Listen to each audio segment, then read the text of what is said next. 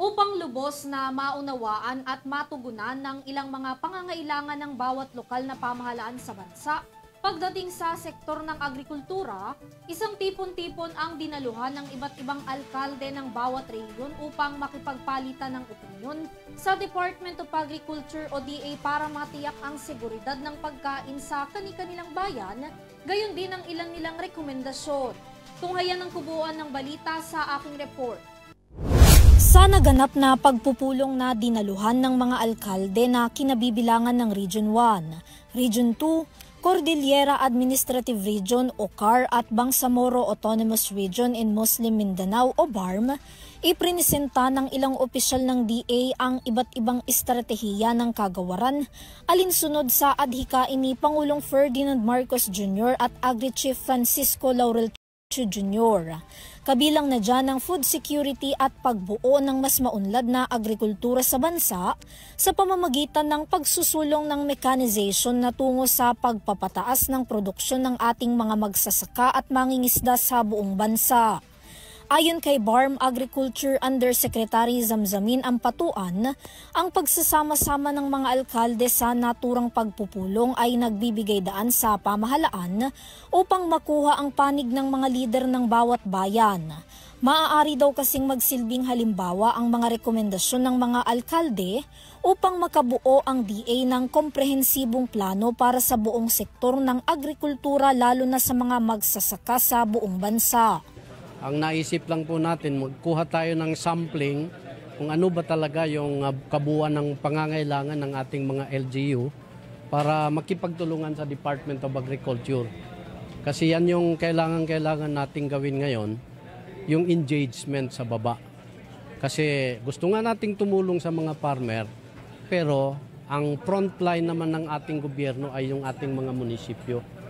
At yung mga kakulangan ng DA, pwede sigurong baka buuin na lang natin para hindi bitin yung ating pagsusuporta sa mga farmer. So after this meeting, we'll just get all those insight, yung mga nagbigay ng comment, gawin nating parang sampling na meron nga siguro tayong magawa with the local government units. Isa raw sa mga isinentro ng talakayan na ninanais ding matugunan ng mga LGU sa kanilang mga bayan ang Farm to Market Road. Isa si Mayor Romeo Tayaban ng Kasibu Nueva Vizcaya ang nagmungkahi na sana raw ay magkaroon ng Convergence Fund ang DA na magagamit para sa pagbuo ng kalsada sa mga probinsya na magagamit ng mga ito upang mas mapadali ang transportasyon ng mga produktong pang-agrikultura sa merkado. Sa halip daw na nasasayang lang ang pondo ng pamahalaan sa mga kalsadang maayos naman pero pilit na binabakbak. Magandang kalsada sa National Road, binabakbak, tapos wala tayong kalsada na Farm to Market Road.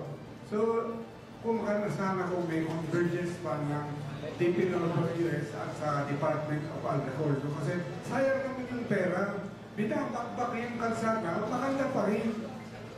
Samantala sa Farm to Market Road. Sang-ayon naman dyan ang kalihim ng DA lalo na't maraming nasasayang na produktong pang-agrikultura na hindi nakakarating sa mga pamilihan dahil sa kakulangan sa kalsadang magpapadali sa pagbiyahe ng mga ito. Yung Farm to Market Road, which is valid kasi nga yung connectivity ng mga productive areas doon sa market. Merong mga area na hindi nabubuo, hindi naging malago dahil wala pong connection sa market.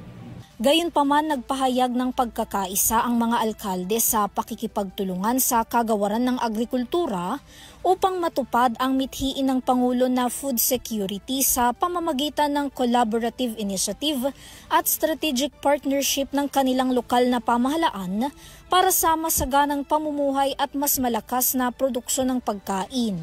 Samantala kasama sa naturang pagpupulong ang Bureau of Fisheries and Aquatic Resources o VIPAR, National Organic Agriculture at iba pang sangay ng Department of Agriculture.